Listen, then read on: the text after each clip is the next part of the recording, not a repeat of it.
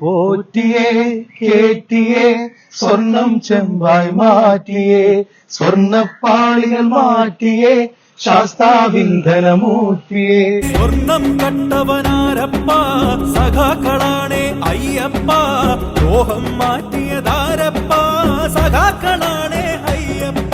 പോറ്റിയേ കേറ്റിയേ സ്വർണം ചെമ്പായി മാറ്റിയേ.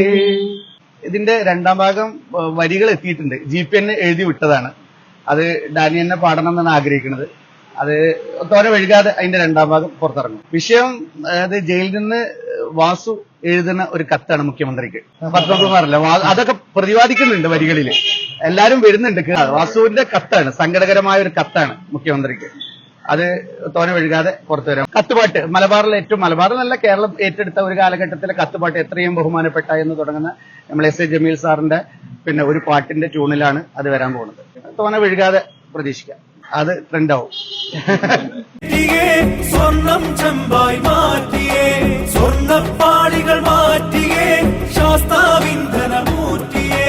വയനാടിന്റെ ദുരന്തമകറ്റാൻ ഫണ്ട് കൊടുത്തു നാട്ടാര്, കോടികളേറെ തട്ടിപ്പാക്കി ഫണ്ട് വളർത്തി വന്മാര്.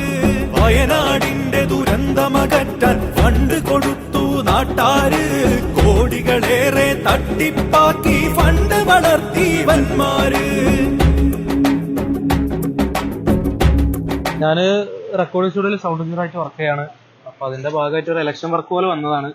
ഇത് എഴുതിയത് GP ചാലപ്പുറം എന്ന് പറയും. അദ്ദേഹം എഴുതി എന്റെ ഒരു ഗുരുവായിട്ടുള്ള ഹനീഫ മുടിക്കോട് ഉണ്ട്, അദ്ദേഹത്തിന്റെ കെയർ ഓഫിലാണ് വർക്ക് വരുന്നത്. റീൽസാണ് ആദ്യം ഇറങ്ങിയത്, പക്ഷെ റീൽസിലുള്ളത് ഞാനല്ല. റീൽസിലുള്ളത് സൂപ്പർകേഡ് എന്ന സ്റ്റുഡിയോയിലെ സൗണ്ട് എഞ്ചിനീയർ ആണ്, നസീർ എന്ന് പറയും. അദ്ദേഹമാണ് ആ വീഡിയോ അത്യാവശ്യം നന്നായിട്ട് വൈറലായി.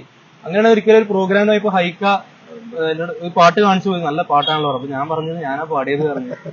അങ്ങനെ ഒരു UDF-ന്റെ വേദിയിൽ എന്നെ കൊണ്ട് പെട്ടെന്ന് പാടിച്ചതാണ്. ആ വീഡിയോ ഒന്ന് അത്യാവശ്യം വൈറലായി.